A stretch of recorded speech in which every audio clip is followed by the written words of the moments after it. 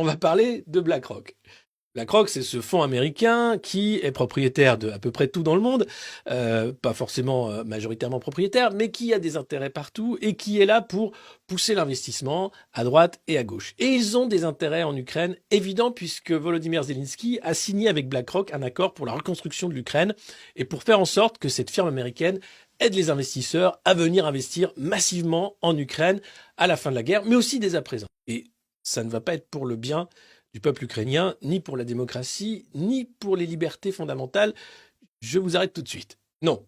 Les investisseurs vont inonder l'Ukraine à l'issue de la guerre avec la Russie. C'est ce qu'a affirmé Larry Fink, le patron du géant américain de la gestion d'actifs BlackRock, jugeant que le pays peut devenir un phare pour le reste du monde de la puissance du capitalisme.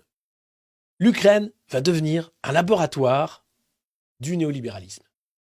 C'est enfin le pays test dont rêvent ces gens-là.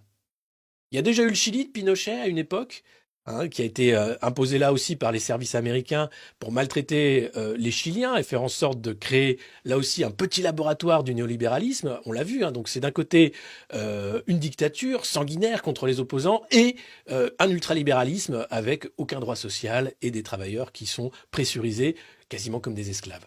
Eh bien, c'est ce qui attend l'Ukraine après la guerre. Si la guerre se terminait relativement tôt, des besoins financiers pour la reconstruction de l'aide au pays seraient de 750 milliards de dollars. C'est pour la reconstruction de l'Ukraine, 750 milliards de dollars.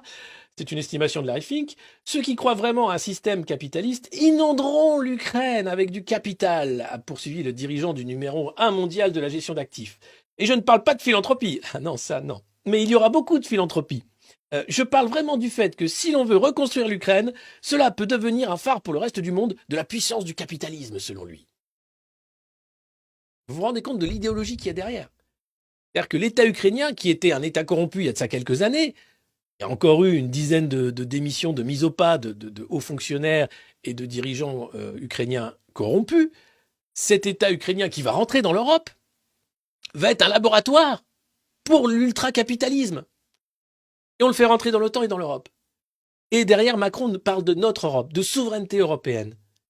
Et ça veut dire quoi? Que c'est un cheval de Troie en réalité, pour faire en sorte que ce que vous connaissez de la France, pour la qualité de vie, le bien vivre, les droits sociaux, si vous ne vous battez pas, si le 7 mars, il n'y a personne dans la rue, c'est fini.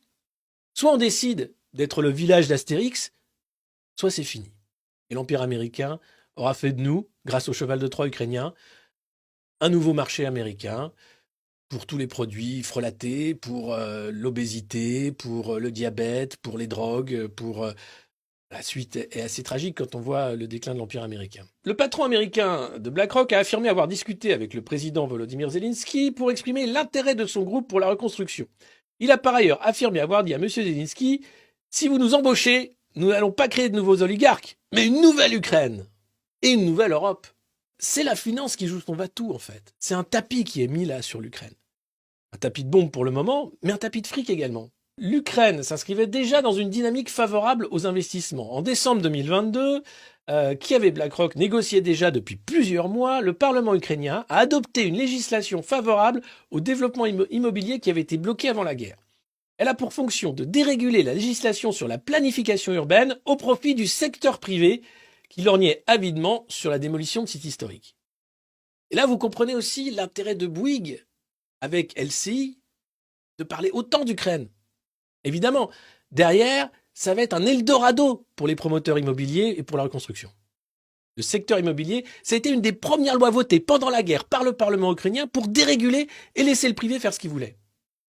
Alors, il y avait d'autres attaques du Parlement sur le droit du travail ukrainien notamment. En fait, ils avaient légalisé le contrat 0 heure, qui permet d'employer des salariés avec des horaires très variables.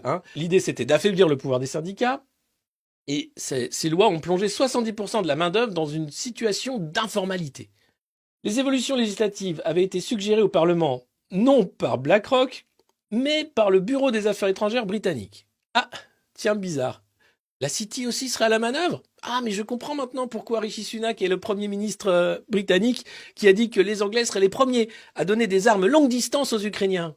Ah oui, tout s'explique. L'extrême régulation de l'emploi contredit les principes du marché autorégulateur. elle crée des barrières bureaucratiques à l'autoréalisation des employés.